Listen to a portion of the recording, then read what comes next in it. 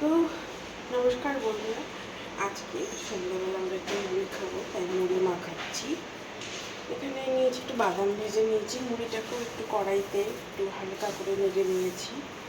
এখন এখানে দেবো কাঁচা লঙ্কা, সর্ষে,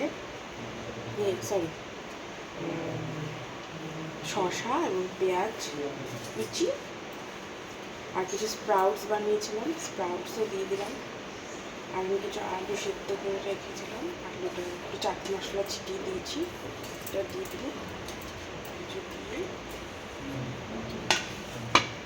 বাদামটাও দিয়ে দেবো, সব কিছু দিয়ে